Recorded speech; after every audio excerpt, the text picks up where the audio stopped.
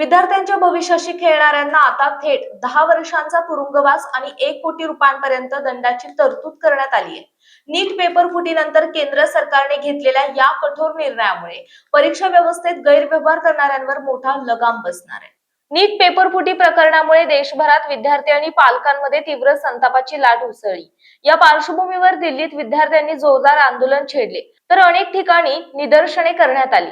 वाढत्या जनआक्रोशाची गंभीर दखल घेत पंतप्रधान नरेंद्र मोदी यांनी पेपर फुटीतील कोणत्याही आरोपीची गय केली जाणार नसल्याचे स्पष्ट करत सर्व प्रकरणांची फास्ट ट्रॅक कोर्टात सुनावणी करून कठोर शिक्षा देण्याचे आदेश दिले। यासाठी सार्वजनिक परीक्षा अधिनियमात महत्त्वाच्या दुरुस्त्या करण्याची प्रक्रिया सुरू झाली असून नव्या तरतुदीनुसार पेपर फुटीमध्ये दोषी आढळणाऱ्यांना किमान 10 वर्षांचा तुरुंगवास, तब्बल 1 कोटी रुपयांपर्यंत दंड आणि अजामीन पात्र गुन्ह्याची तरतूद करण्यात येणार आहे।